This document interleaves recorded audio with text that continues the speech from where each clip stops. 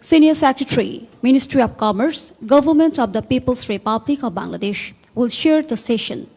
And Mr. Arif Khan, CEO and Managing Director, IDLC Finance Limited, will present the keynote paper. The speakers of the session are Mr. Joost Juydberg, Chief Executive Officer, Cardano Development, the Netherlands, Mr. Syed Mahbubur Rahman, Managing Director and Chief Executive Officer, Dhaka Bank Limited, and Chairman, Association of Bankers, Bangladesh, ABB.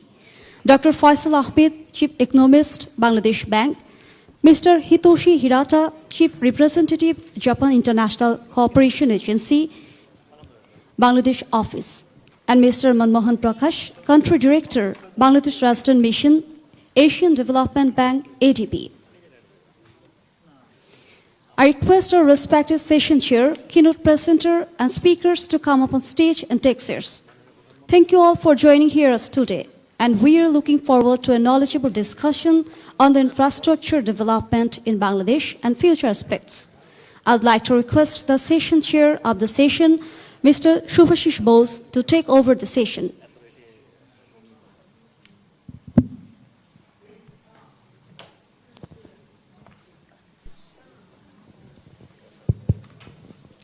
Thank you very much.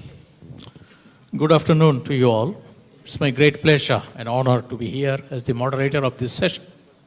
This session is, of course, very important because this relates to infrastructure, financing the future.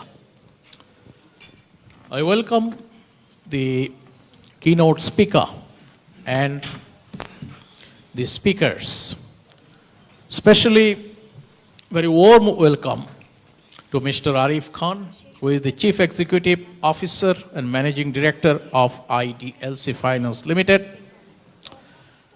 And welcome to all the esteemed speakers. Mr. Joost Juydberg, Chief Executive Officer, Cardano Development, Netherlands. You are here. Okay, good. Mr. Syed Mahbubur Rahman, Managing Director and Chief Executive Officer, Dhaka Bank Limited, and Chairman, Association of Bankers, Bangladesh, is also very much here.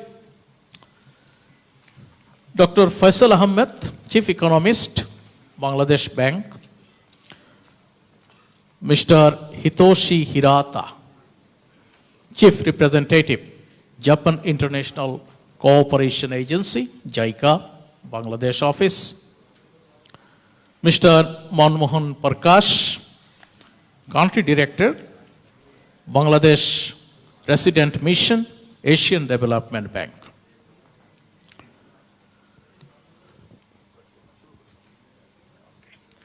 So, first of all, I would like to invite Mr. Arif Khan, who has been very much known to us, and he is the Chief Executive Officer and the Managing Director of the IDLC, a very well-known company in Bangladesh dealing with finance in various sectors of the economy. I would like to invite him to present his keynote speech. That is, he will be working as a keynote speaker here.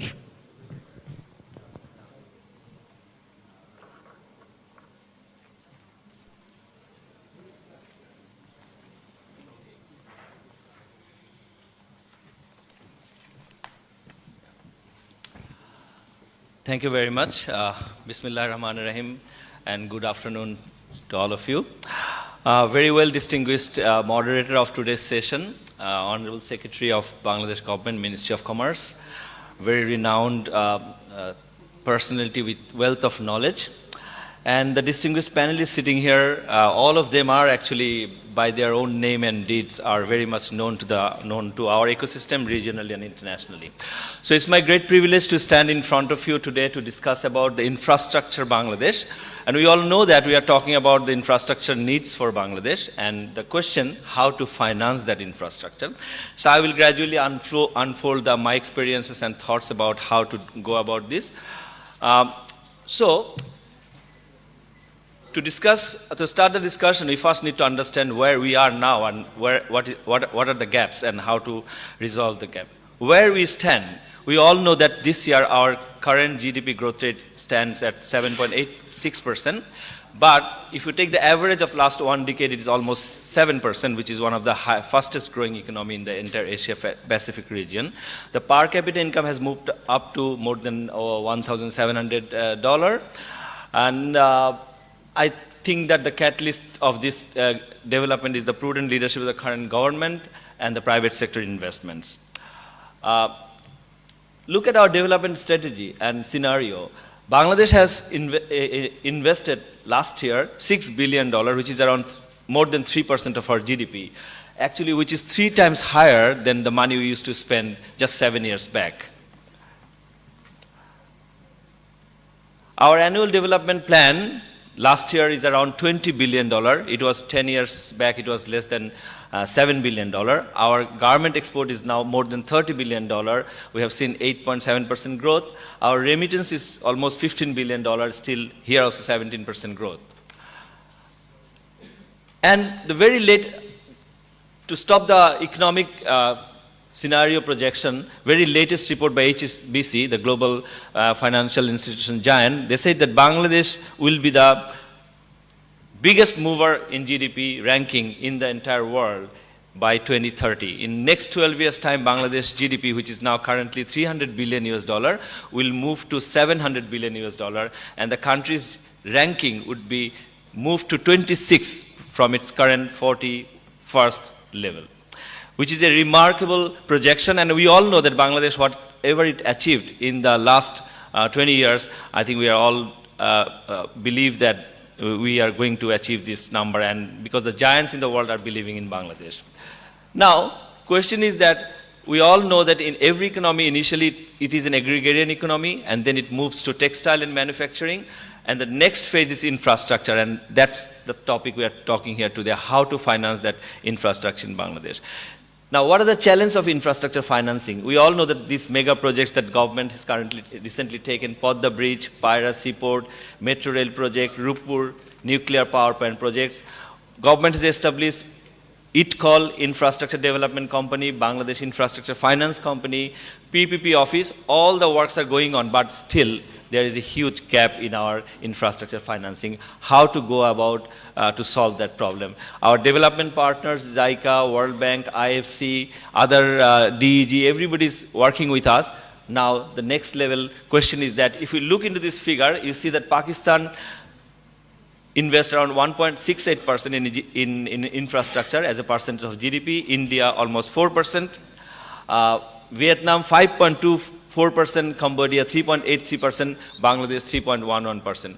Bangladesh, although many people talks about Bangladesh is doing very good, but I would say that Bangladesh has possibly missed two opportunities. If we don't compare Bangladesh performance with the recent development with other countries, then we cannot see the picture. Bangladesh actually missed the opportunity when Thailand and Bangladesh was in almost similar stage, but now Thailand is much, much bigger economy, and this year they're possibly investing $30 billion in infrastructure.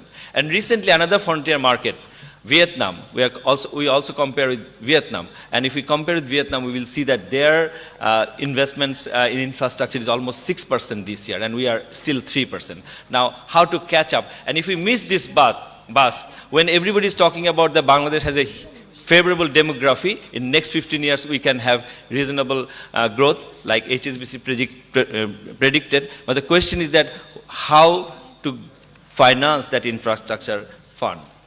From where? Look at this number. Bangladesh still 90% infrastructure funding comes from the government, and average other developing countries around 70%. So private sector actually participates in other countries more, almost 30% in the infrastructure, but we don't see anything happening. We know that PPP project has been set up for the last couple of years' time, but not yet significant success has come out from that PPP. Look at this competitiveness of business index of the regional countries and the peer group. You can see that Bangladesh score is 106, India is almost on the top. Actually in this region, top Vietnam, Cambodia, then Bangladesh, Pakistan. And if you look into our infrastructure competitiveness also, there also we are lagging behind. Now, the latest foreign direct investment came by selling of Akij Group by Japan Tobacco, you can see they have bought this company 1.5 billion US dollar. Still in this competitive index rank, world is believing in Bangladesh. But if you can improve the ranking like India has done, they have moved up by 33 points in just 2 years' time. If Bangladesh can do little bit there in improving our situation in competitiveness index, I think lot more foreign direct investment can come to Bangladesh, and that can help our infrastructure development. We all know this nature of the projects are very long term. Many people talks about the banks can finance, but actually banks are not equipped to finance infrastructure. They are mostly short term financing organization. Their asset liability gaps are in Bangladesh still there is huge gap, but if you go for infrastructure financing by the banks, it will be even bigger disaster. What has happened in Thailand, that's a case what we can follow in the regional market. Their PPP projects are almost funding 27 to 30% of the infrastructure funding. The state-owned organizations has got surplus money and they are investing heavily in infrastructure funding. But in Bangladesh, what is happening? The state-owned organizations are losing money and we are recapitalizing with them with hard-earned taxpayer money. We need to look into those areas. Our capital market is mostly equity-based. There is no bond market existent in Bangladesh. There are only 3 listed companies, and we all know that Ministry of Finance, Ministry of Commerce, Government, World Bank, we have been talking to develop bond market for the last 15 years, but nothing significant has been yet happened. And we have seen that interest rate, there is a monster in the whole system, that National Savings Certificate, which is offering a very high rate, and that is kind of creating a huge obstacle in developing a bond market. And we need to do something to create a market-based yield curve so that the bond market can be developed. We need to have some hedging instruments. I'll come back later on these points. But now let's come to the solution first. How can we do? In the next 24 years, Bangladesh need $608 billion in infrastructure funding. And we say that we can manage $400 billion plus, we need additional $200 billion. Now the question is that where do we get this $200 billion? Almost every year, $10 billion. And look at Bangladesh last year's this year currently investing Bangladesh $6 billion US. So where do we get additional $10 billion every year?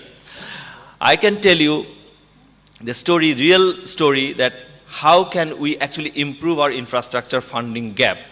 The $6 billion we invest, if we can improve project efficiency and some delay-related issues, then we can actually get additional 40% better return from them.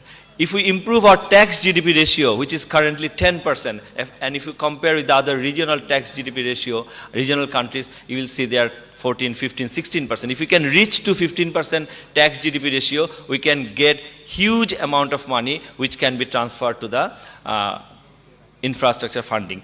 Existing Bangladesh system can actually provide funding to have at least double the size of the GDP in infrastructure funding.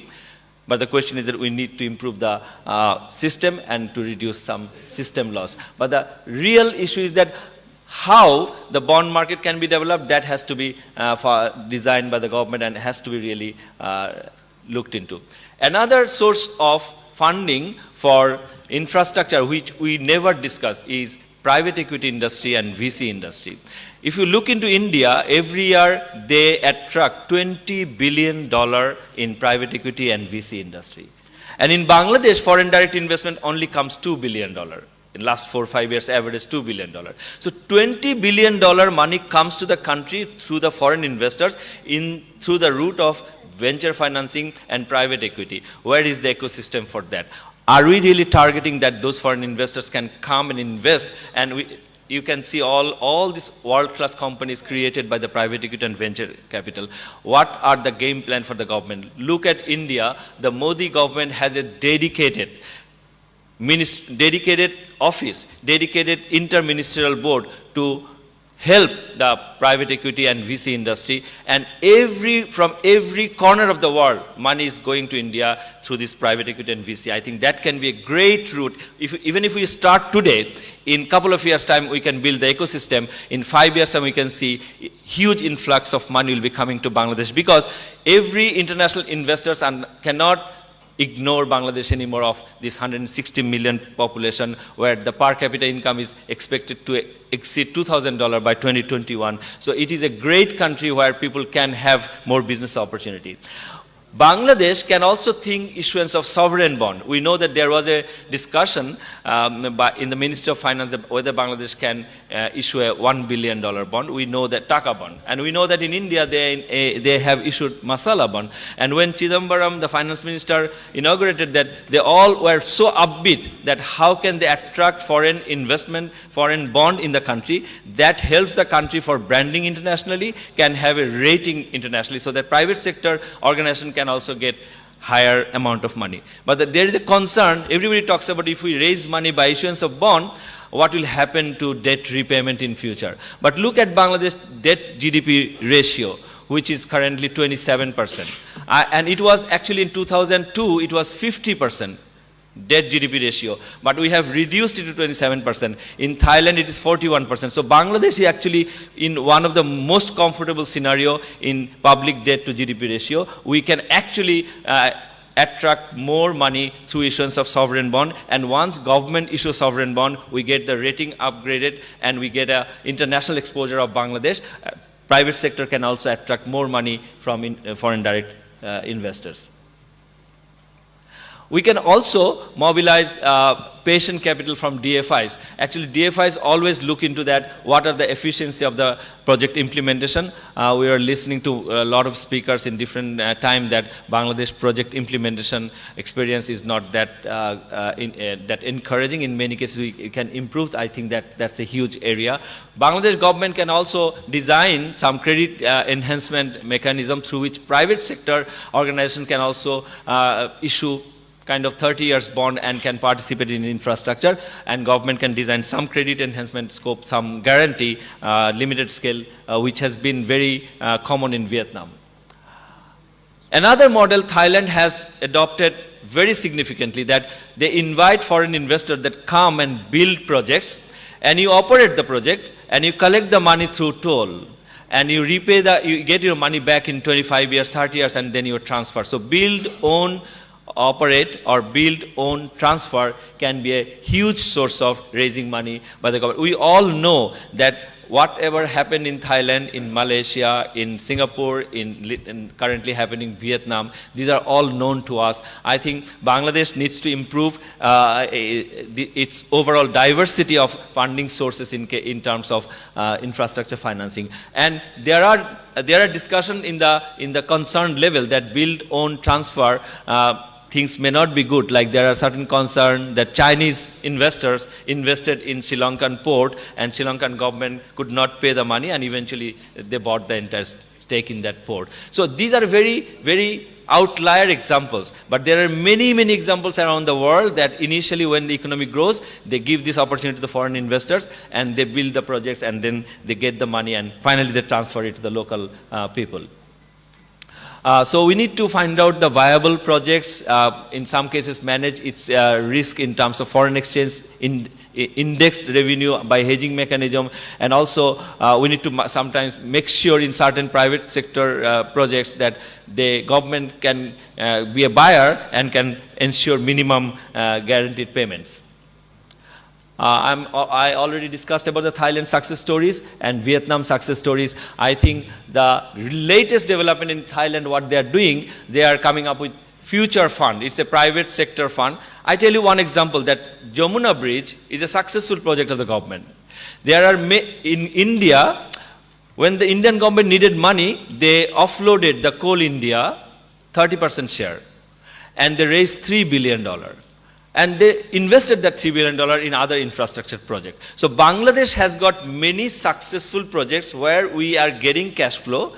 And what is the problem? We issue money by securitizing that cash flow and issuing a bond and using that money into other projects. In Thailand, they have infrastructure fund where private sector people are also investing, and we are raising huge money by issuance of national savings certificate. We can get a portion of that money in long term by adding some sweetener effect, private investor can invest in those bonds. So infrastructure fund, the future fund in Thailand, what is happening then?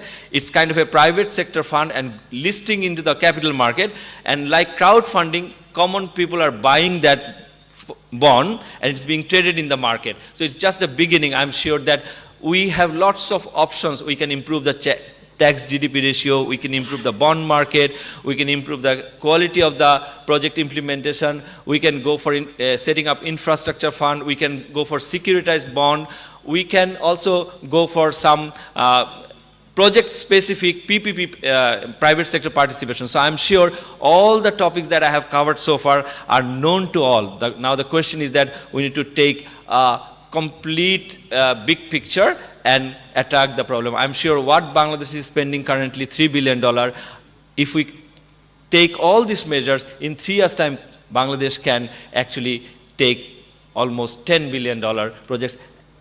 Even Vietnam, last year, they are now targeting to launch some very specific private sector IPO to raise the money. So I'm sure in this context, what Bangladesh has achieved so far, if we target all this in this way, Bangladesh can achieve its overall goal to become the 26th country by 2030. Thank you very much.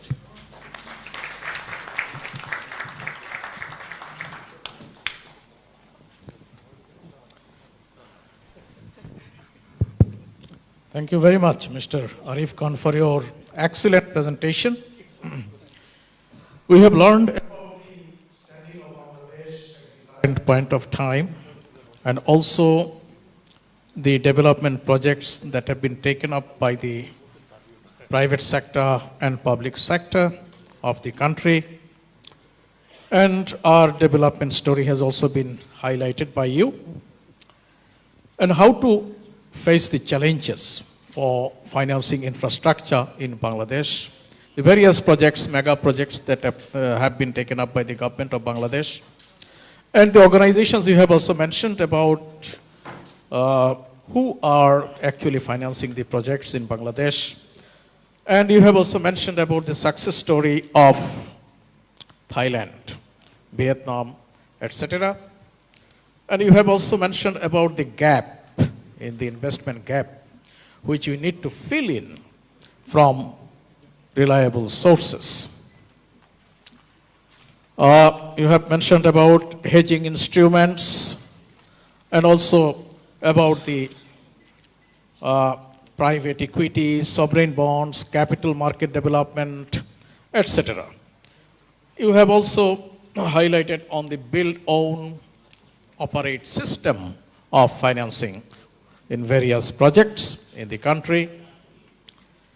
So this is, of course, very much encouraging for us, and we have to proceed towards that direction. We understand that infrastructure is of utmost importance to us in order to have our socio-economic development. What Bangladesh will be in the very near future, that is by the year 2030, Bangladesh would become the 26th largest economy of the world. At this point, Bangladesh is the 31st largest economy in PPP terms. So the vision of the government is to turn Bangladesh into a digital economy and a developing economy by the year 2021. And also another vision of the government is that we have to turn the country into a developed economy by the year 2041. So in order to achieve those targets, we need to work accordingly. And infrastructure is very much needed for that. In a recent study, we have found that Bangladesh is in the 49th position of nations, what we should say, that's the scenario of the country among so many countries of the world. Build our image. And we are actually 5 notches up in that rating. And we believe that it is because of the gaining confidence from the international buyers, Our different sectors are gaining confidence and they are now promoting their products. Diversified the various sectors of the economy, not only limited to garment sector, but also expanding to various sectors of the economy. And we understand that we have got a target of earning 60 billion US dollar by the year 2021 from various sectors of the economy. If we want to achieve that target, we are very much needed in attracting investment, and infrastructure investment is of utmost importance to us. Because in order to integrate the regional economies, our infrastructure should be developed. Otherwise, we cannot reach that target. So we believe that DCCI has organized this seminar, and I believe this is a timely step taken by them.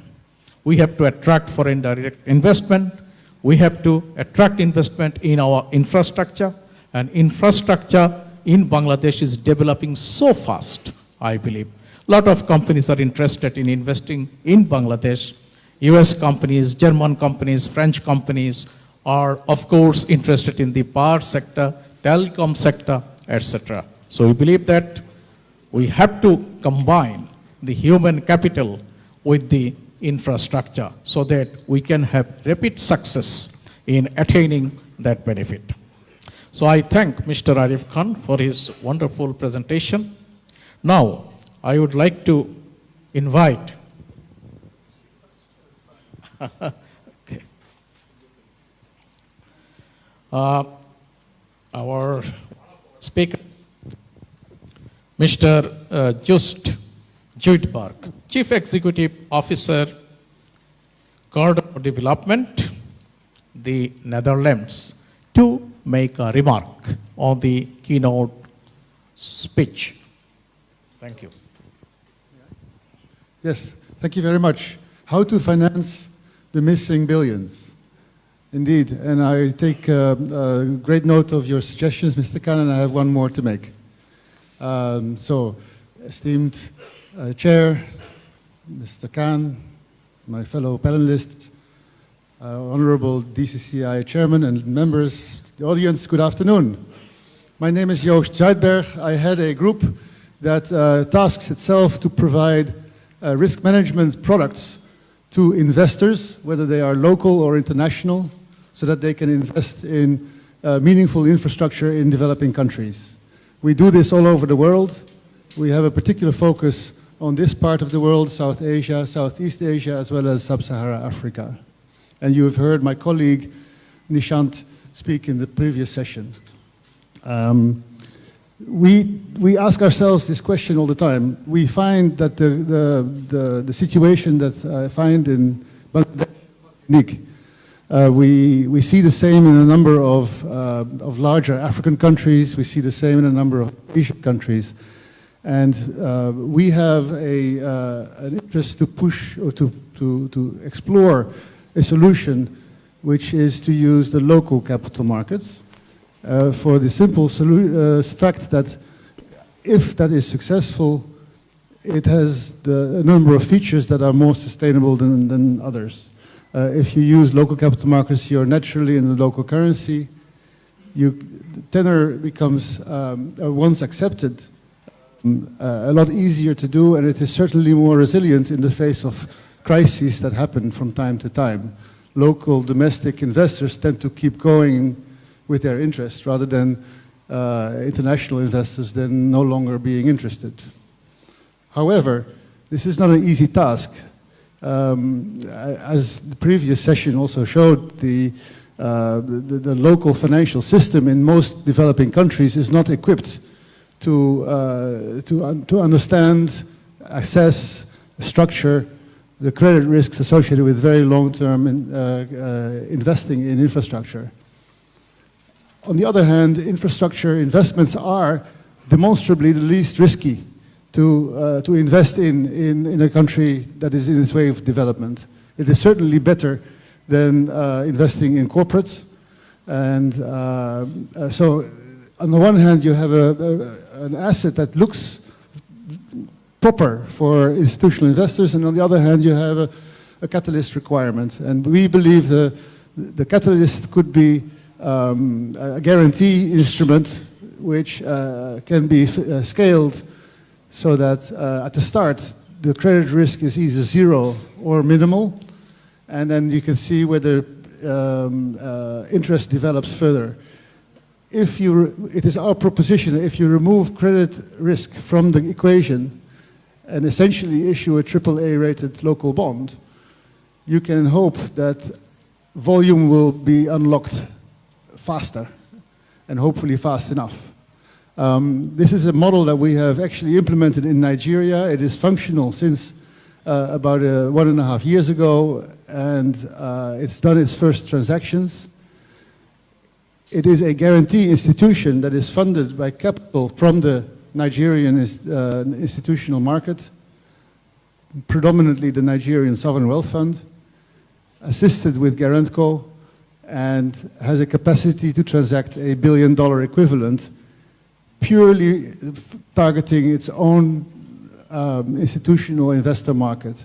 And there is a soft benefit to that, is that the investors really appreciate the focus that is placed on them.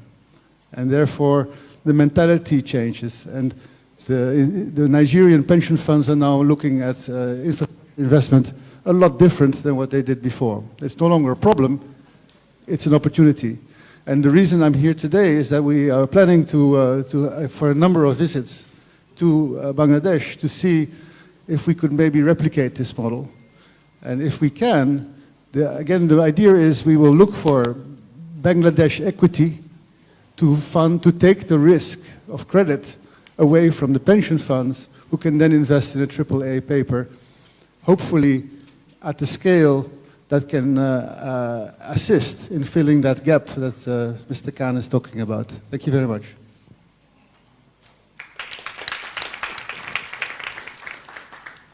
Thank you very much, Mr. Juitberg, for your nice comments.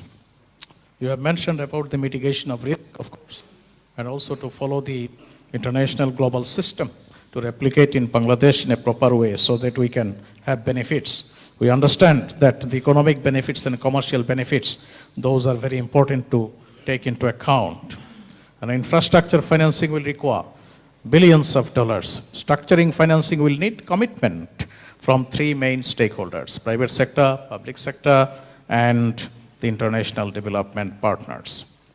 The focus should be to encourage public-private partnership, both local and foreign. And size is, of course, an important determinant in attracting foreign lenders or investors. Banks and investors would be looking to participate in larger transactions in order to justify the time and effort required for due diligence and other tasks. So these are the factors we have to take into account for financing infrastructure in Bangladesh. So now I would like to invite Mr. Dr. Faisal Ahmed, the Chief Economist of Central Bank, for his kind remarks. Good afternoon. Thank you, Chair. It's a cold room, and I know all of you have been sitting here listening to us talk in billions of dollars. Sometimes we get lost how big those numbers are, especially when, as an economist, we tend to look at things with two hands, package good news and bad news. So in that spirit, what I thought I would do is that, given this topic is financing the future, financing infrastructure, I will talk about broad parameters of what resources are available within the economy. First, First, a few points about what Arif Bhai presented, a very wonderful presentation. On the Thai example, the Thai BTS success story, I think there are two lessons from the Thai BTS. One was government was involved. Second lesson from Thai BTS, which is the metro, is that the private sector ended up paying a lot, and it may not be replicable. If we want to replicate it, government will have to step in. The Vietnamese bond issuance, which was done in 2005 and 10, the broad lesson from us is if you borrow from abroad, you better use it well. In Vietnam's case, it was borrowed, misspent by Vinashin. And another lesson I want to add in financing the future, that's true for India and that Arif Bhai mentioned. Banking system, it's not the solution for infrastructure. Let's make it clear. Banking system, it may have worked for power in the early stage. Banks are not going to be a solution. India is in difficult struggle because of financing infrastructure, and we cannot afford that. So with that, let me just mention a few other things. For infrastructure, very nature of financing is most of the revenue is in Taka. So we have to unlock Taka financing. If we borrow from abroad, we have to make sure those who are lending us has opportunities to take the revenue back and manage their risk. So risk management in borrowing is going to be very important. We talked a lot earlier this morning, PM mentioned, and later on subsequent to longer term financing. But let me just add in terms of longer term financing, I don't think money is a problem, but as investors, we have to be mindful that interest rates have to be higher. When you're expecting to borrow long term, better be ready to pay higher and better be ready to manage it. In the end, in this session on financing, let me mention much more than financing. It's the structuring of the deal, it's the right sizing of the deal, developing capacity to manage, managing the governance of from the initial procurement to subsequent management and the construction management. Those are the real bottlenecks. On economics, here the only chart, it's a crowded chart, I want you to keep in mind. Let me just supplement this few things that Arif Bhai mentioned. Compared to the other EM space, Bangladesh performance, not only it's steady and high, it has outperformed other emerging market growth. Why is that important? It's important because it helps us issue bonds if and when we want to at a lower cost. This is again a crowded chart. This is what the rating agencies look. Moody's, S&P, and Fitch, they look at a few variables. Compared to other countries who are similarly rated, as you can see, Bangladesh is on the left of all of these rating criteria. Meaning, if we want to, if and when we issue sovereign bonds, we can issue at a sort of favorable rate. So external financing, when properly structured, is available. Let's focus a little bit what sort of financing, ultimately financing, domestic financing. Remember I mentioned Taka financing.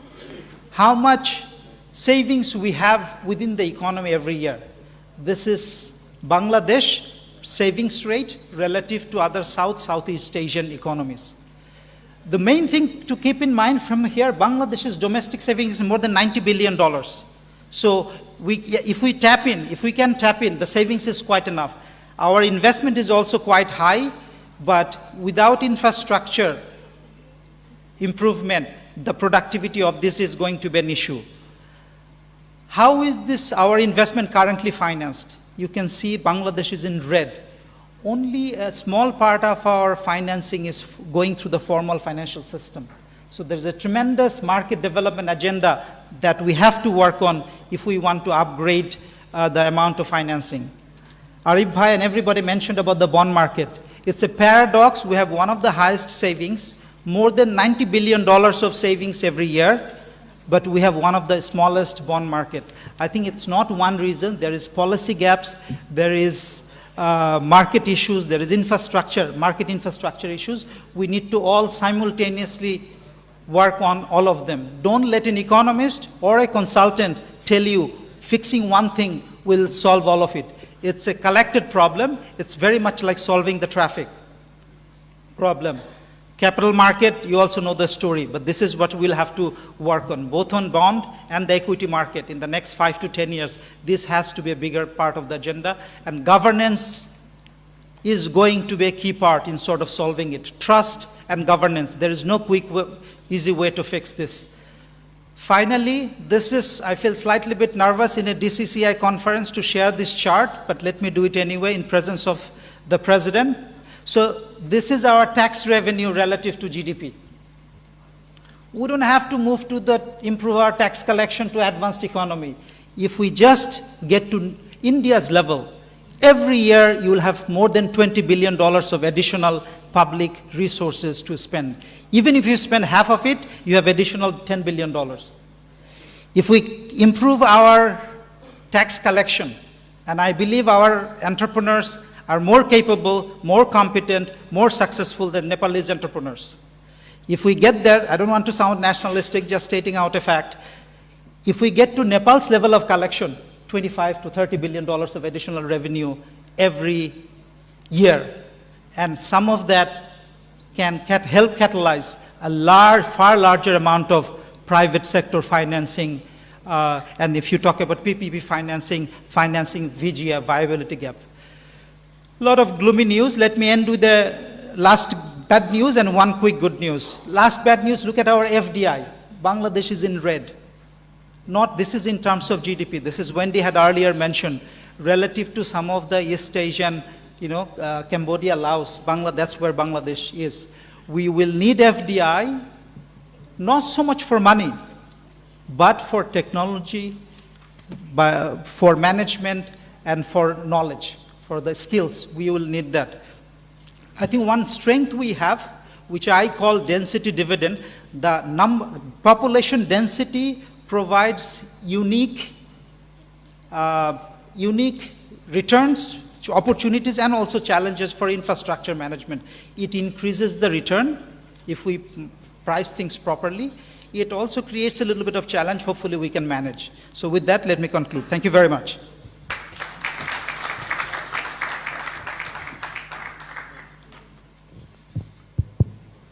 Thank you very much, Mr. Faisal Ahmed, for your important comments. So we understand that banks are not a solution to the financing in infrastructure. And you have also mentioned about the FDI and other issues.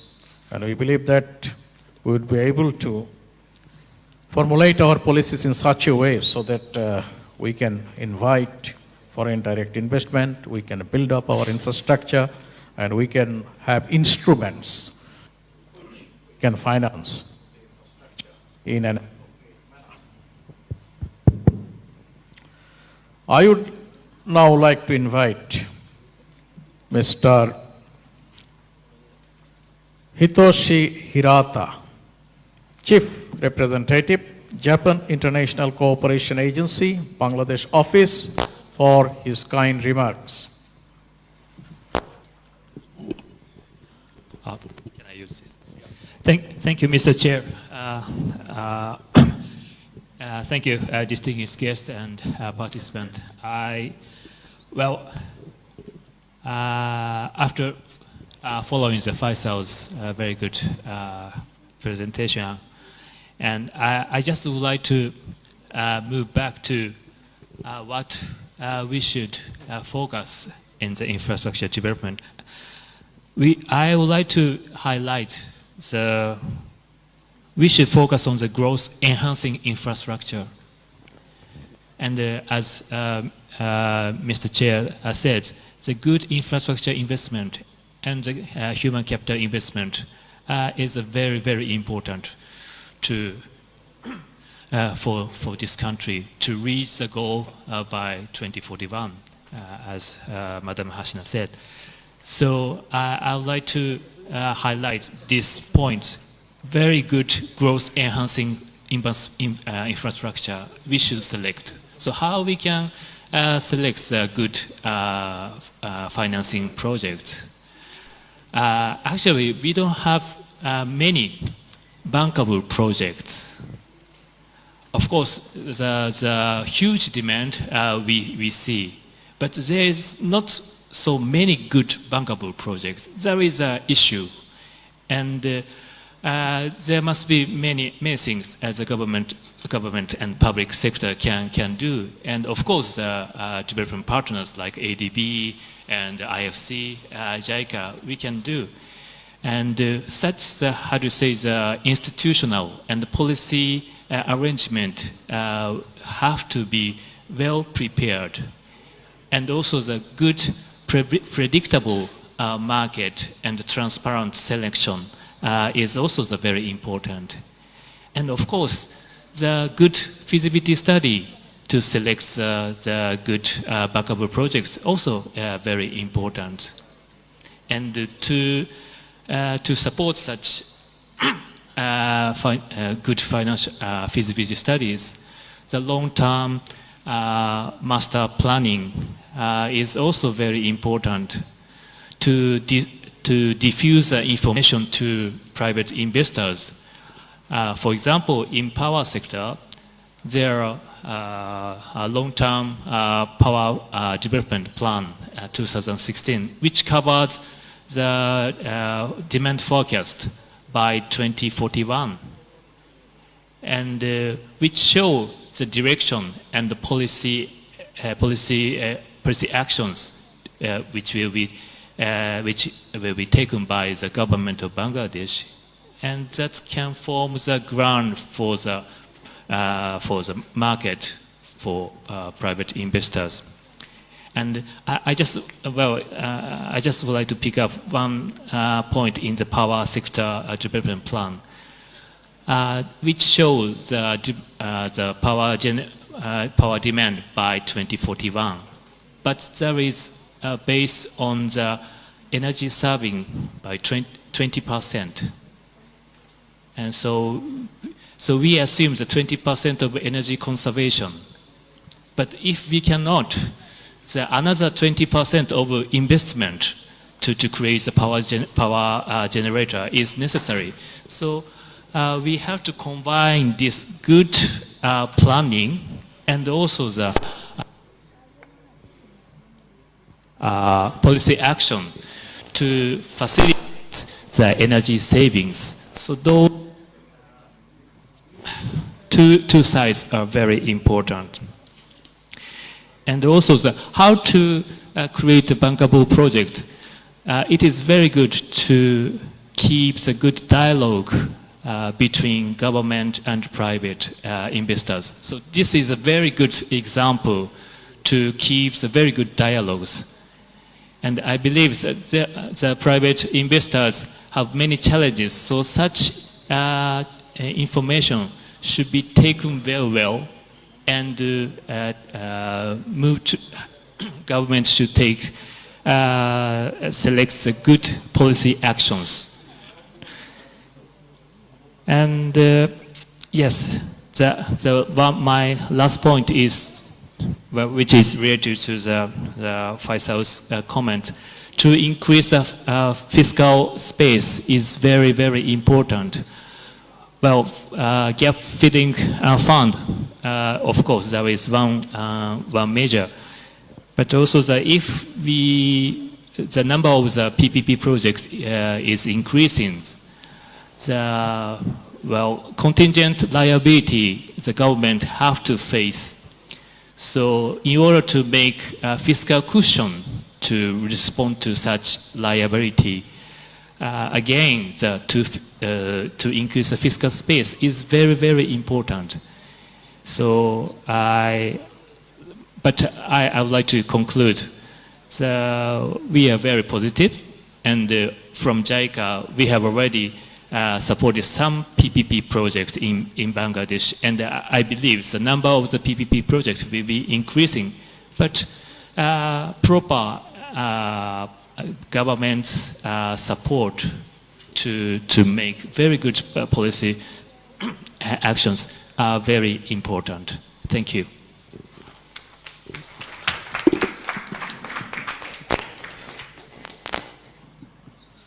Thank you very much, Mr. Hitoshi Hirata, for your commitment to helping us with your assistance in PPP projects in Bangladesh.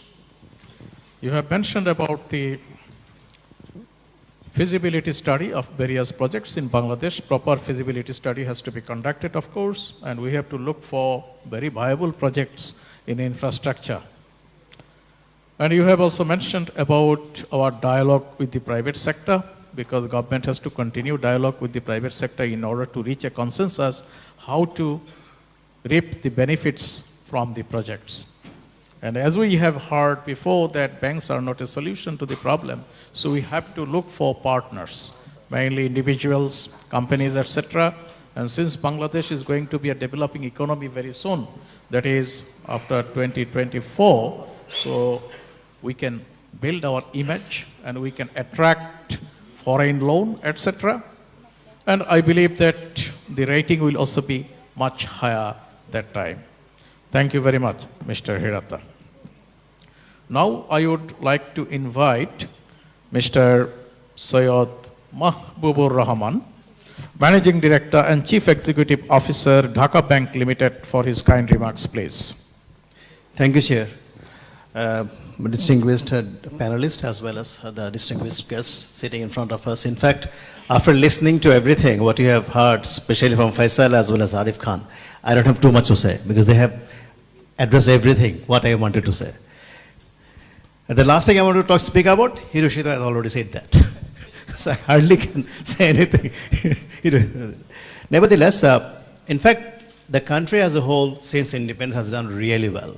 We have been seeing that country is growing and GDP is growing at a very high speed rate. So what is important now? To cope up with that, do we have enough fund? Can banking industry support that? We can't.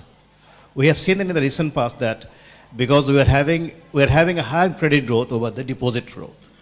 Just for funding the infrastructure as well. And Faisal rightly said, commercial banking is not a solution. We can't do that because we are having shorter term deposits and we have to give loan for longer term. And infrastructure needs 10, 15 years terms. We can't do that. But despite the fact we had been doing it, and private sector banks have done tremendously well for the growth of the economy of this country. At the moment, more than 70% of this asset is being controlled or funded by private sector banks. And there is also limitations as well, because when you look at the liability, the only liability product that banking sector has is deposits. And deposits basically is customer deposits, which is basically 3 to 6 months deposits. So each and every bank is running a huge gap in their balance sheet, which is not good on LM perspective. Now what to do? As we have seen from Arif Khan's presentation that we have a gap of $200 billion. What to do? I have been thinking for quite a number of time, quite for a long time, that we have a number of high commissions, we have a number of embassies. Can you identify few embassies or few high commissions and basically bring them into alignment and make them our real ambassador to basically sell Bangladesh? We have been doing very well, but whenever the country is being presented outside, or the perception of a country is like it's a poor country, there is issue with the politics, it is always have environmental issue, flood and other things. That's basically the real image of Bangladesh. Whenever people hear about Bangladesh for the first time, I would say that even since independence, 47 years have gone by, I think I also am responsible for that. We could not really present our country in a very positive manner, which really can attract a lot of investors.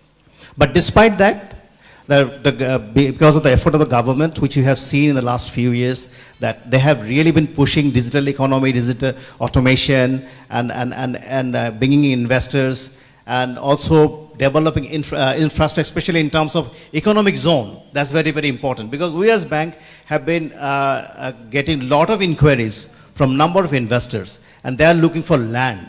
And Bangladesh is a very small country, where we have 170 million people, and a scarcity of land is there. But I think the present government has taken very good steps in terms of picking some special economic zone, like about 100 economic zones, which they're building all the infrastructures to bring in investors, which is very good. But the one thing also we need is just not the funding alone. We also need to improve the skill level of the people. The skill set, that's very, very important. Because even in terms of getting remittance, we are sending or we are getting the lowest amount of money. Why? We are basically sending people at the lowest, which doesn't have any skill as well. So I think we need to work on that side by side. Whenever we are working on the banking fund, we also need to improve on the skill level. We also improve, as I said, bond market need to be improved, and foreign direct investment. It is very, very poor. We could not really allure people to invest here. We could not even bring in venture capital. If you look at India, there are a lot of people are investing in India. And one of the things that we need also, that we need to have an enforcement of contract, which we have been failing in terms of implementing it. That is very, very important. And I have been, I talked to a number of investors, and they were saying, what is our exit route? And I think there are problems in terms of giving them an exit route, because they don't understand. There are some transparency issue as well. So you also need to bring in transparency in that manner. Yes, this is what. And there has to be consistency in policy, because we have seen somebody has come in with some policies in hand, and sometime later the policy changes. So I think for the investors, that is also important, whether there is a consistency in policy. On the transparency front as well, on the execution, I give you one example. In my previous organization, I arranged a syndicated, in fact, on behalf of Bangladesh Elevated Express Highway. It's long time back. I think this is the first public-private sector partnership. I think this hasn't yet closed the financial deal. Financial closure has not been completed as yet. There are a number of issues, but this is also something which others also can see. So we have to create examples which basically will help the investors they will get motivation from there as well. They'll see, yes, this can be done in Bangladesh. Capital market is also one area where we have a problem. I think the number of steps need to be taken to rejuvenate the capital market. We also need to work on the judiciary system, because there are also issues in the judiciary system as well. This also need to be, I would say, revamped. And also, last but not least, the banking system. There are issues on banking system as well, on the governance issue also. I think on the governance and on the banking system also, steps need to be taken. Because banking system in 2008, when there was a global meltdown, everybody looked at the banking system and we were very proud of our banking system. But because of some unwanted issues in the recent few years, we have seen there has been some problem with the banking system. Is an S&P, I think, has rated banking in a scale of 10, 10 being the worst, 8, we have been ranking at 8. So I think we also need to work on that so that we can improve our banking system as well as the governance system. I think these are the few things if you can address. Another thing which our speakers have said, we can really bring in infrastructure financing from different sources as well. Thank you.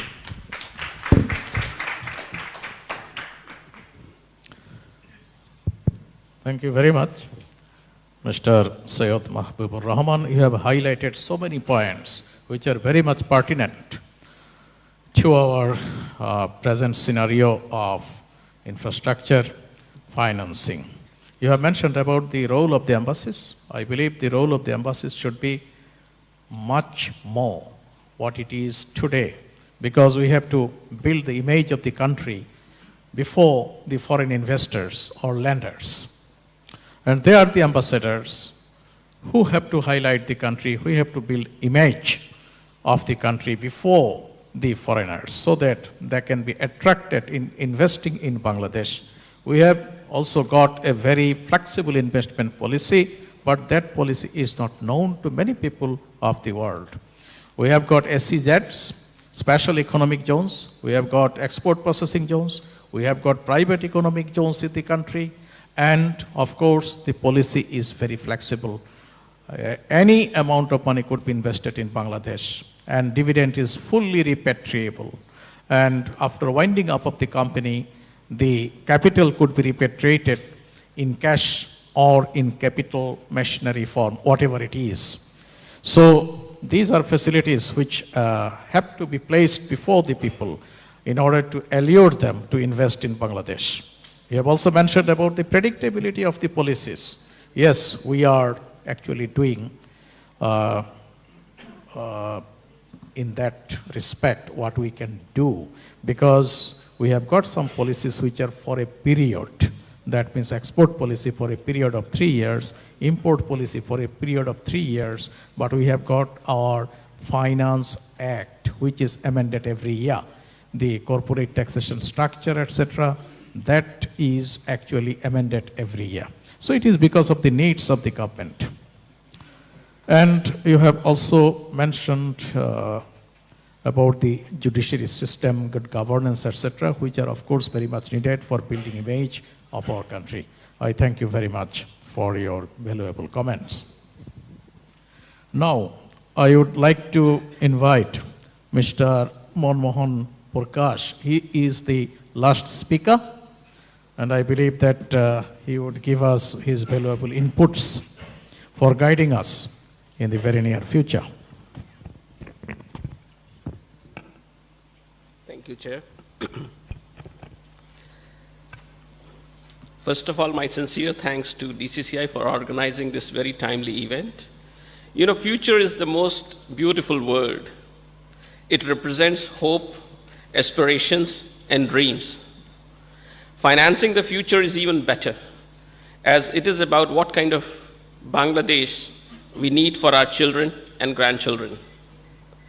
In recent years, Bangladesh has done well, with economic growth rate of over 7% in the last 4 years and a record 7.86% this year. And we believe this growth can be sustained or even reach 8 to 10% by adopting the right macroeconomic policies, prudent debt management, and investing in infrastructure, human capital, and new technologies.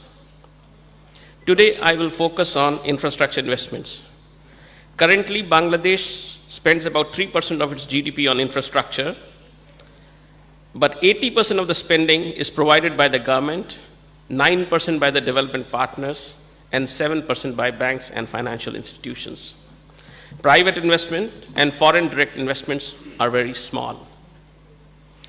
If Bangladesh is aspiring to have good roads, railways, ports, 24/7 power supply, 24/7 water supply, and achieve a developed economy status by 2041, then 3% is not enough. This needs to increase to 6 to 8% of GDP, and more financial resources need to flow into building the infrastructure. Thus, there is a need to explore diverse financing sources. Let me now share a few thoughts for today's discussion. First, utilize the resources committed by the development partners, which are over $40 billion timely and more effectively. It is heartening to note that the government utilized a record amount of foreign resources of $6.1 billion in financial year 2018 and targets to disperse $7.5 billion in the current fiscal year. This can be achieved by eliminating project startup delays, reducing lengthy approval processes, taking advanced action on procurement, land acquisition and resettlement, and improving capacities of implementing agencies. Second, unleash private sector participation in infrastructure financing. Public investments can support social infrastructure, and commercially viable projects can be bid out through competitive, transparent processes to private sector. Private sector financing enhances international best practices, new technologies, and project sustainability. Promote public-private partnerships or PPP projects by building bankable project pipeline, project prioritization, and transparent procurement practices. Catalyze foreign direct investment, which can help promote transfer of advanced know-how, technology, and business processes. Third, explore financing options. For example, mezzanine products can be utilized to make the returns more attractive than the debt, while not exposing investors to the risk associated with equity investments. Project-specific infrastructure bonds can be floated. For example, as one of the most climate-affected countries, green bonds can attract financing for sustainable projects that have positive and climate benefits. Diaspora bonds to attract financing for overseas Bangladeshi nationals could also be another option. Many foreign institutions are eager to gain exposures to the fast-growing economy of Bangladesh and support infrastructure and environmentally friendly initiatives by investing in well-structured green bonds or other thematic bonds. To address the concerns, risk concerns or low credit rating, ADB with its AAA rating is well positioned to provide credit enhancement to lower the cost of these bonds and to broaden the investor base. Significant amounts can be invested in infrastructure financing by working with financial intermediaries, mutual funds, life insurance companies, and pension funds. Innovative instruments like crowdfunding could be introduced in Bangladesh. Crowdfunding allows individual investors to connect directly with individuals or businesses looking to raise money. It enables communities to drive their own infrastructure agenda rather than relying on political and governmental processes. Friends, before I conclude, let me emphasize that we all need to explore the innovative options that are available to us. Two ideas which were heard in the last session, the use of spillover tax revenues could be one possibility. Similarly, the Hometown Investment Fund, which was also talked by Dean Yoshino, was an interesting option. ADB is a long-standing development partner of Bangladesh. We have offered $22 billion of assistance, and our support is growing. This year, our operations have already reached $3.7 billion US, which is an all-time record. We are committed to working with you in building a prosperous, resilient, and inclusive Bangladesh that everyone will be proud of. I sincerely thank DCCI for organizing this timely event and look forward to the discussion. Thank you.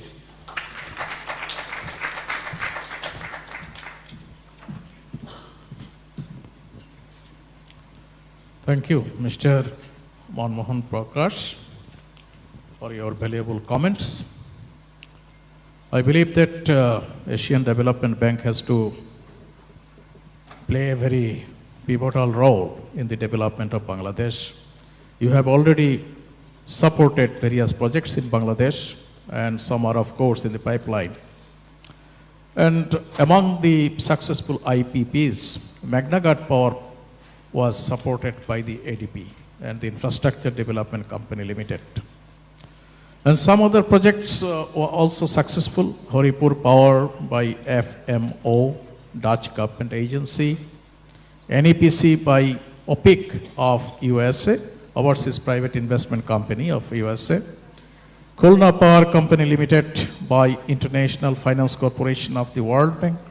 IFC, ADB, Norfund, DEG, and EIB, they have also played very key roles in financing infrastructure, especially power, telecom, and largest manufacturing setups in Bangladesh. And we hope that we will continue to receive this kind of assistance from your organization as well. Thank you very much for your inputs.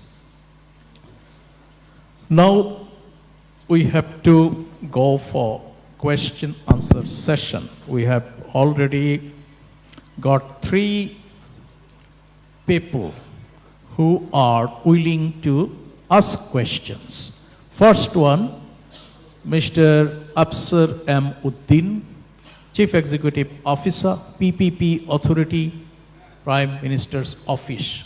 Could you please ask the question to the relevant person, please? I'm going to take the privilege to make a few comments and then ask a question, because I think just context is required.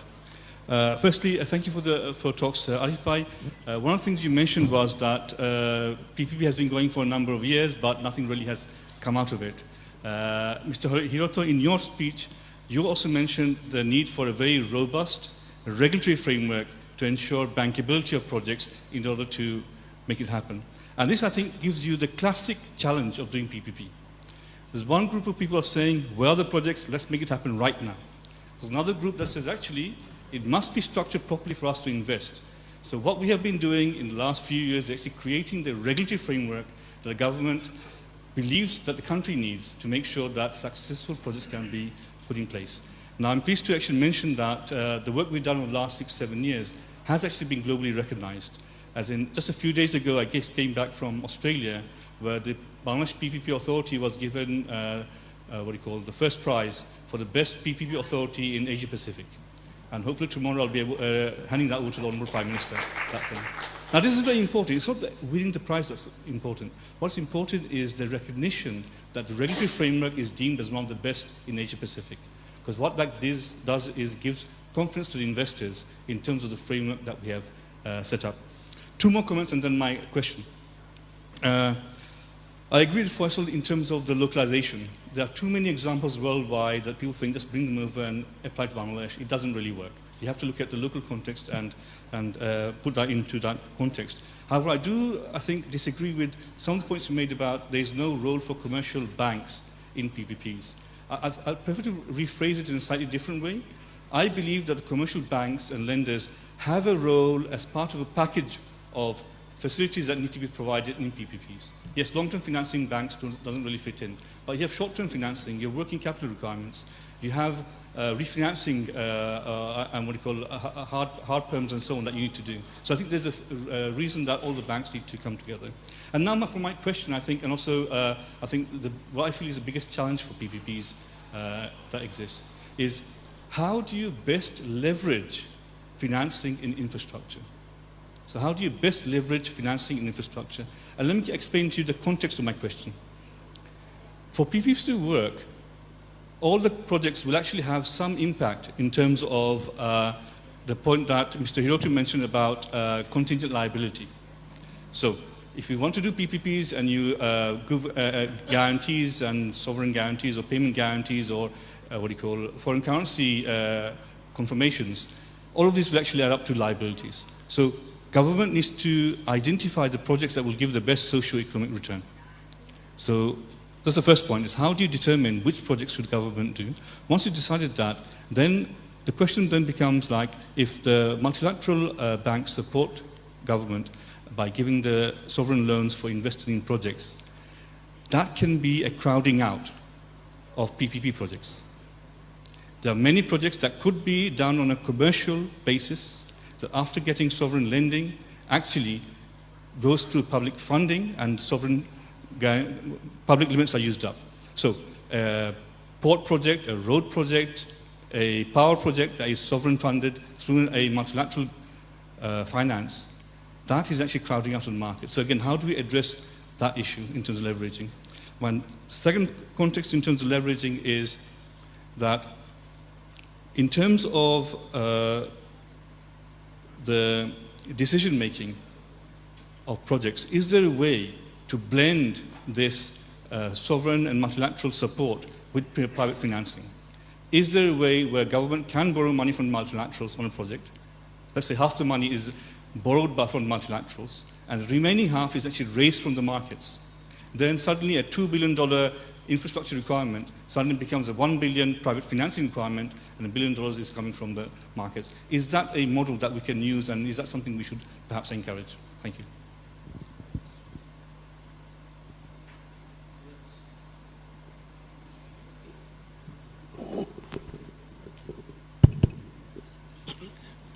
On the financing side of it, from the multilaterals, I think leveraging is the most important part of it. And more than the leveraging, it's also what kind of value is added. And you're probably right in the sense that when you look around, there are projects which could possibly go to public-private, but they get crowded out because the government decides to borrow from the public side of it. And that's why one of the things which we mentioned is that probably the social infrastructure projects could be the first priority of the government. The revenue earning projects, they need to really have a due diligence, and good revenue earning projects could be bidded out, commercially bidded out, and tried out for even PPPs. So that's the first question. The second question is, can multilaterals help set up this kind of fund where some part of it can come from the multilaterals and the other part could be coming from the... Surely it's possible, but again, how to structure it, what will be the terms and conditions, what will be the exchange rate fluctuations, how will this fund be managed? Those are the things that could probably need to be worked out. Just a small addition to the first question. I know of 3 institutions who have decided to fund PPPs with 100% equity during the construction phase and then only leverage afterwards. on the grounds that that makes life a lot easier once you do get around to looking at debt, because the thing is already completed. And so they hope that they can then realize these projects faster because you don't have to spend the year negotiating with the banks.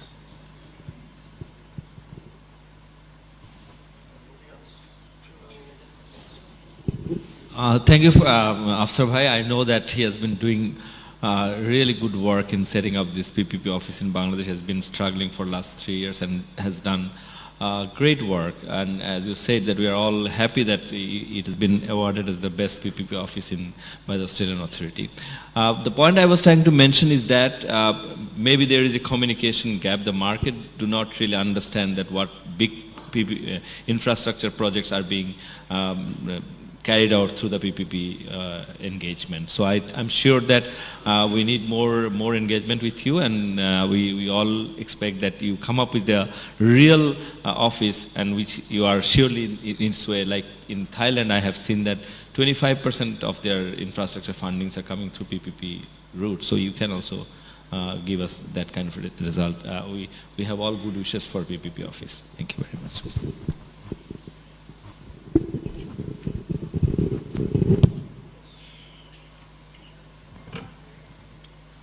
Thank you very much. Now I would like to request Mr. Nishant Kumar, Executive Director, Garanto Management Company Limited, to ask your question, please. Thank you. Thank you, sir. My question is more than an observation and comments, and probably question is hidden in those comments, and probably directed to Mr. Khan and Mr. Ahmed. I've been talking of bond market and developing the bond market and channeling, insurance funds or insurance companies or other institutional capital. What do you see is the problem? Is it the credit risk? Is it sovereign risk? Or is it lack of drive from the banks or the usual financing institutions to try something new or a new path-breaking solution? Because, through my discussions, what I have observed is there is broad framework there might be broad framework in place, but the banks are happy doing the usual stuff. The institutions are happy doing the usual stuff. The insurance companies are happy doing the usual stuff. Nobody is willing to venture out of his or her comfort zone. So is that the real cause of the problem?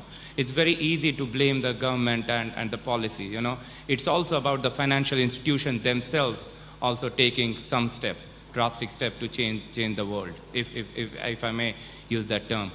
And Mr. Ahmed made some comments about longer term financing means higher interest rate. That is valid. But I'll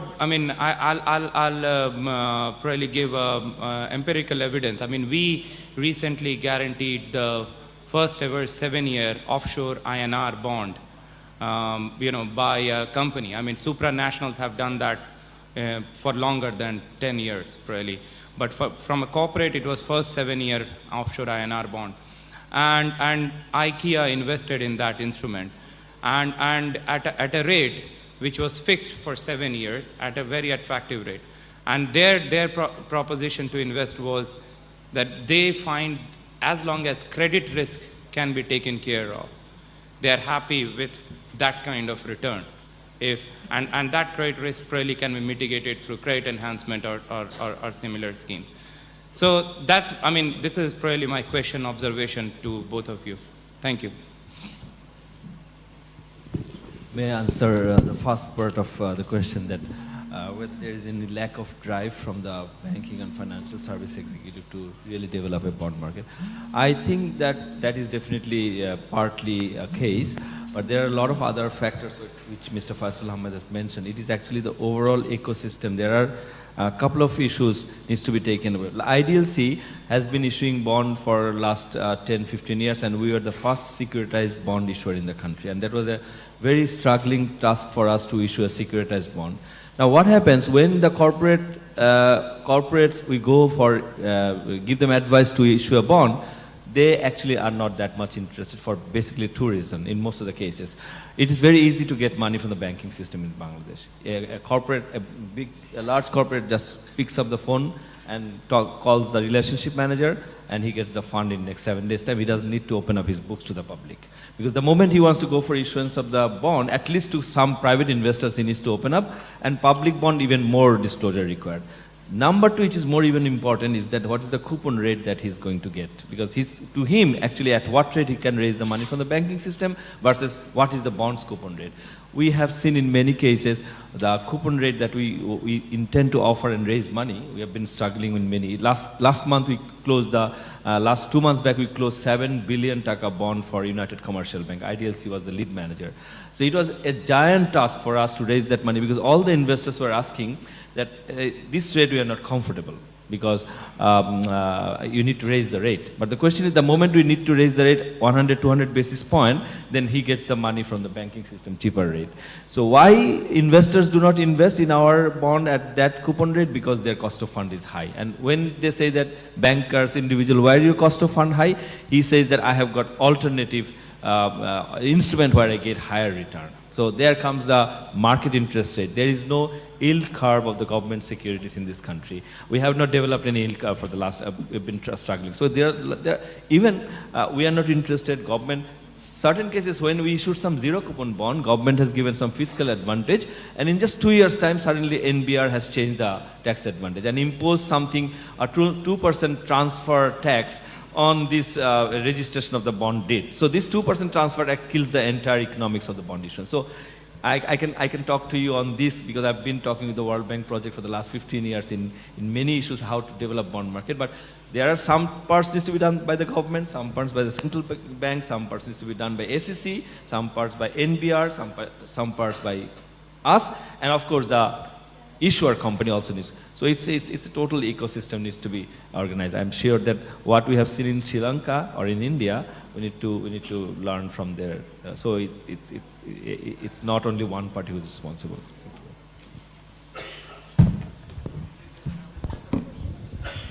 Let me start with the second one. If you have longer term financing, you will need higher interest rates. You can have tactical issuances, timing market conditions and a few other things, or tapping in a selected investor base.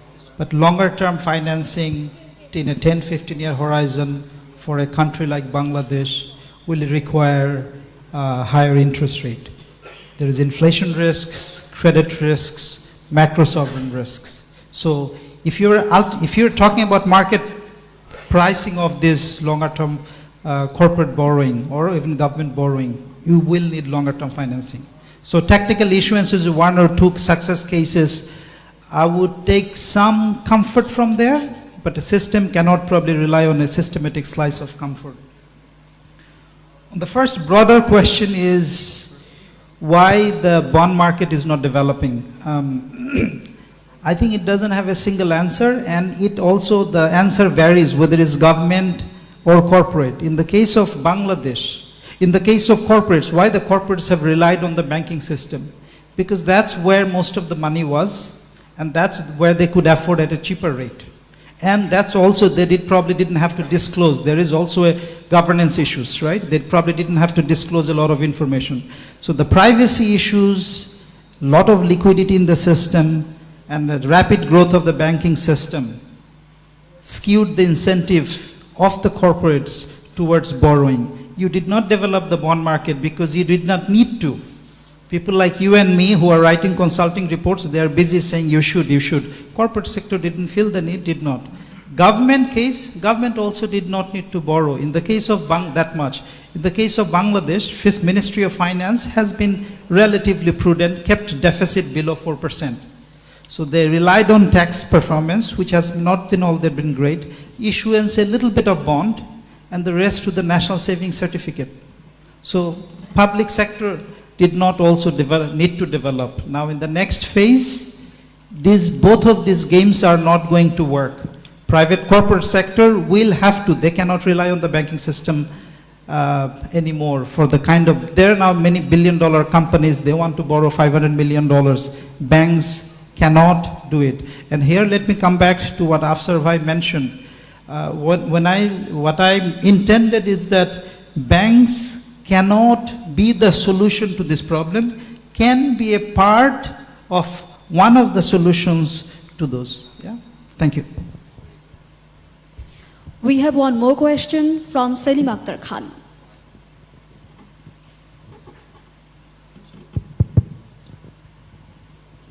Thank you very much, Chair. I'd like to refer to the observation by by Dr. Ahmed of Bangladesh Bank. You are referring to the very high savings phenomena that's happening here, which is very unusual. Whereas on the other hand, you see, corporates that you were mentioning, we always depend on the banking system. Yes, we depend, but we do not like to borrow as more than we require. And one of the biggest reasons that we do not really like to borrow is the high interest rate. For the last almost 7 to 8 years, or I think more than that, 15 years, we have been borrowing from between 12% to 17%, which is the highest in the world. You don't have corporate borrowing rates of that much, at that high rate. And on top of that, as you know, we have to pay corporate taxes, which are also very high, 35% at the end of the year. And this all comes down to squeezing on our expenditures on, for example, overheads or salaries or benefits. And one of the biggest reasons why you cannot employ good people is that we cannot give them good salaries, because we have to pay all the money to the bank, we have to pay all the money to the government and VAT and everything. So the VAT is not our problem, but we have to pay corporate taxes, 35%. So after paying all that, you see, we have corporate taxes, we have interest rate, and the third part is the overhead. So we have to squeeze on the overheads. And that is one major reason that we cannot really expand, because they cannot really good people, we cannot invest in new facilities or new, whether it is manufacturing facilities or service facilities. So don't you think that the system and the factors that promote a high savings phenomenon is detrimental to the health of the country? At the end of the day, you're encouraging high bank interest for the actual corporate players. It's making them, we are very, very afraid to venture into any even medium risk or high risk areas, leave alone infrastructure. We invest in infrastructure. I have a housing company.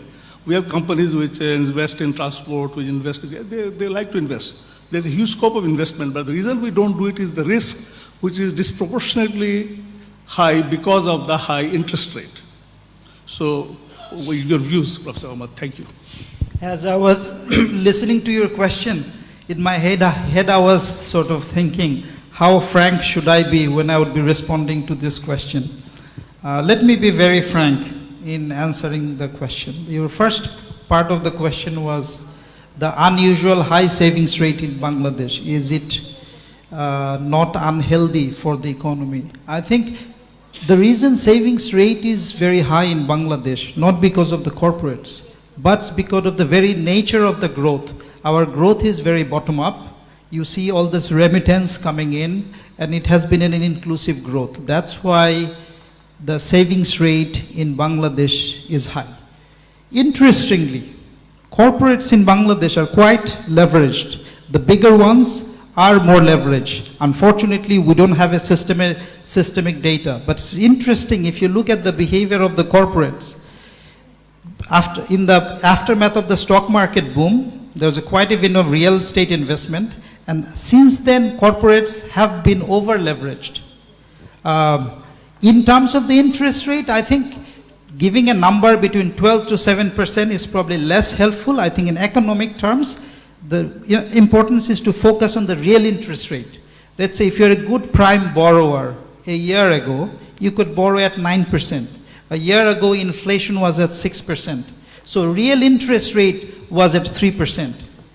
Now, in an economy which is growing at 7%, retail sales would be growing at double the amount, 15%. profitability in that economy, without looking at any number, has to be above 12, 13, 15%. If a corporate is not generating that profit, maybe perhaps that kind of corporate should not be in the business of generating. And my sense is that in Bangladesh, corporates, well-run corporates, has to be quite profitable because, well, if you look at the balance sheet of the well-run corporates that has been growing in last 10, 15 years, the balance sheet has grown tremendously. So I would worry if the interest payment is affecting salary payment, then I would worry about the business model. Perhaps some of the industry, perhaps your industry, real estate probably has a unique experience because in the aftermath of the stock market boom and the massive real estate run-up from 2012 to 2016, you faced a very difficult time. So I would not take that real estate experience and generalize for the corporates of the overall economy. But we can have more discussion on the optimality of interest rates. I think in Bangladesh economy that growing at 7%, real interest rate needs to be quite a bit higher. And we need to have our conversation centered around real interest rate. Nominal interest rate is less informative. Thank you very much. Thank you. The final question is to be made by Mr. Shubham Islam. Please.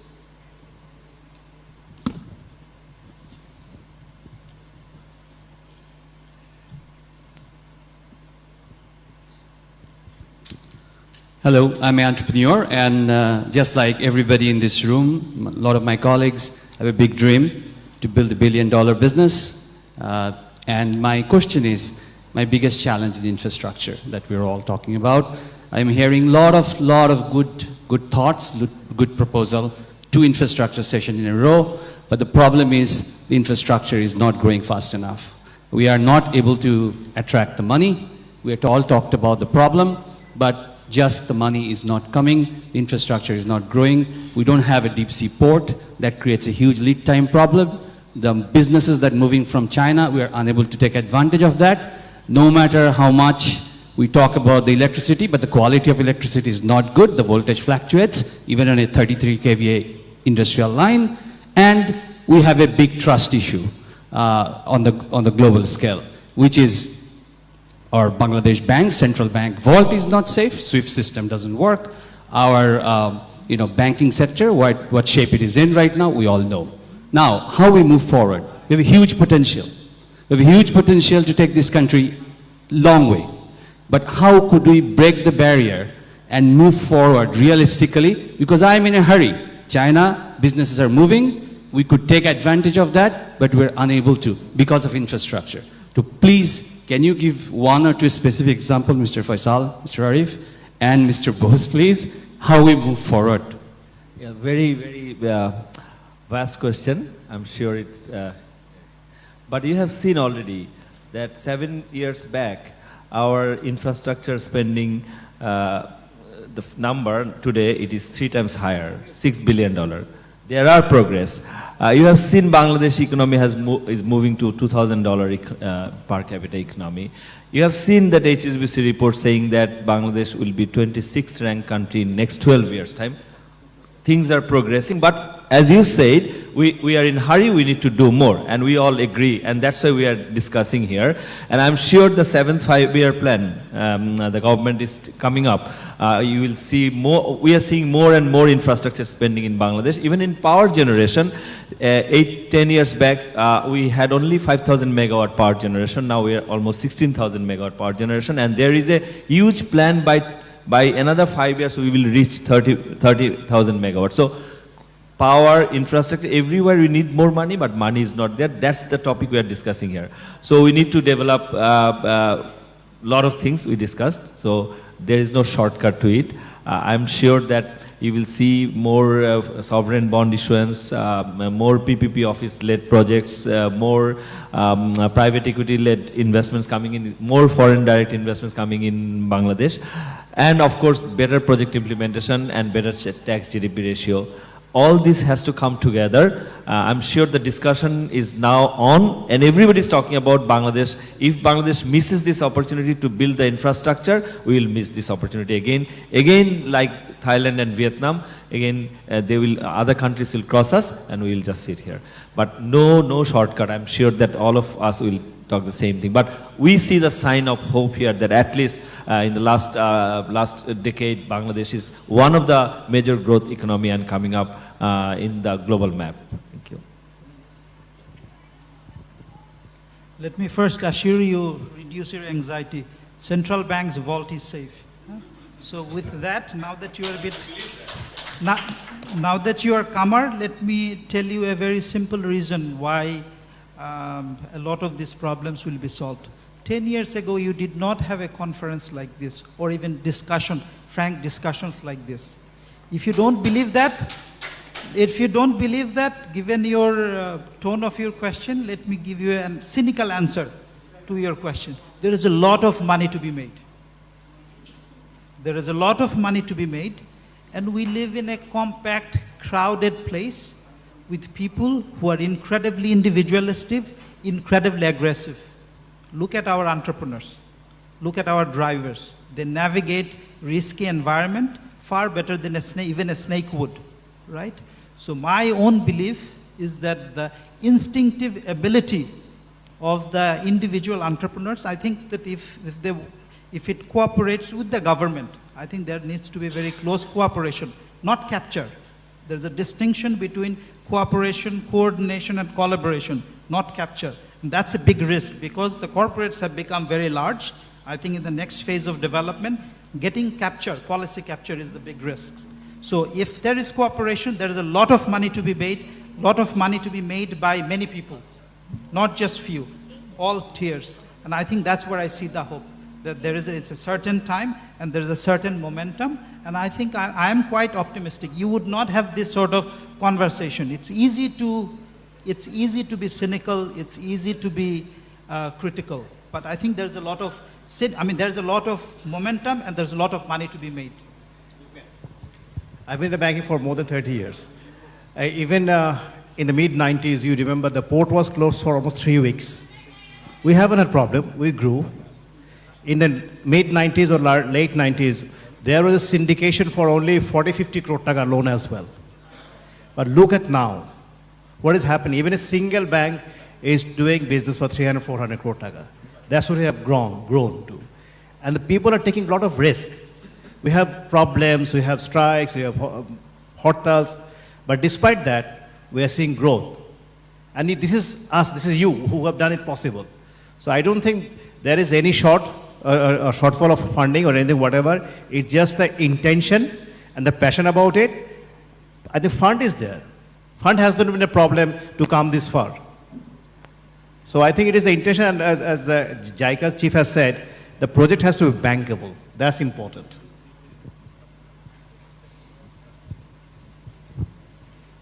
So I believe that your question has been answered very well.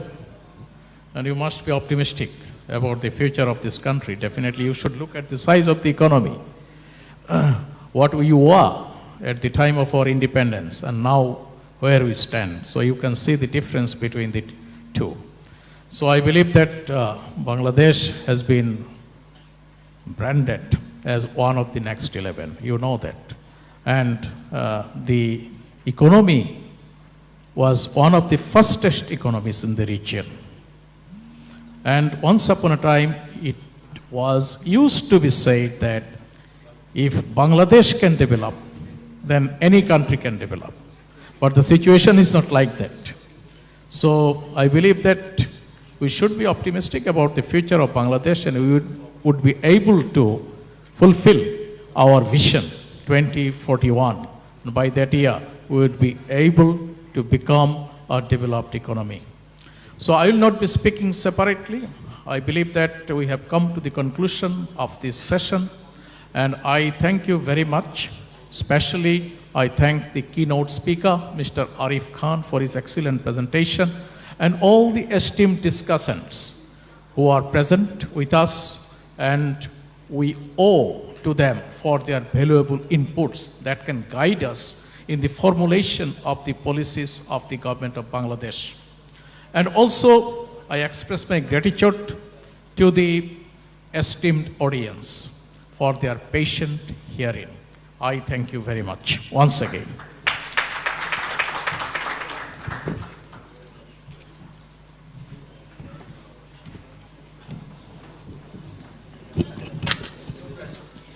Thank you, Honorable Speaker, for a wonderful discussion. Now, I request Nuher Latif Khan, Director DCCI, to come up on stage and distribute crest to our distinguished guest.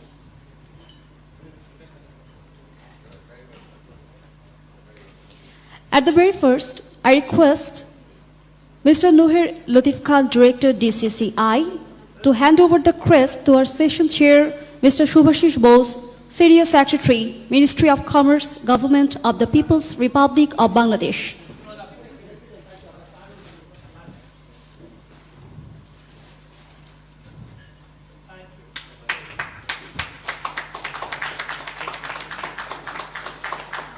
And now, the crest will be given to our keynote presenter of the session, Mr. Arif Khan, CEO and Managing Director, ITLC Finance.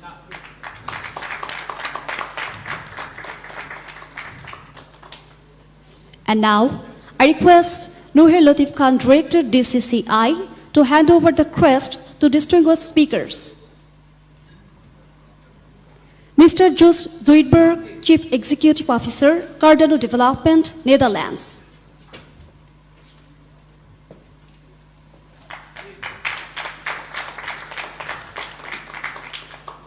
Mr. Syed Mahbubur Rahman, Managing Director and Chief Executive Officer, Dhaka Bank Limited and Chairman, Association of Bankers, Bangladesh. Dr. Faisal Ahmed, Chief Economist, Bangladesh Bank.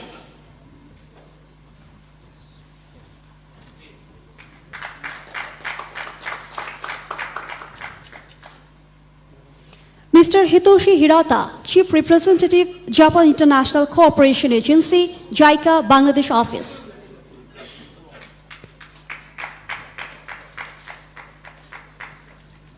And Mr. Manmohan Parkash, Country Director, Bangladesh Resident Mission, Asian Development Bank, ADB.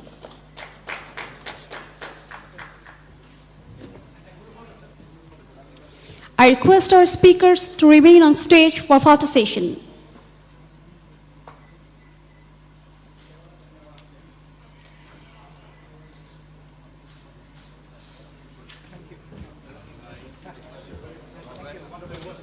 Ladies and gentlemen, with the permission from the session chair, here I announce the conclusion of the session, Infrastructure Bangladesh, Finance the Future.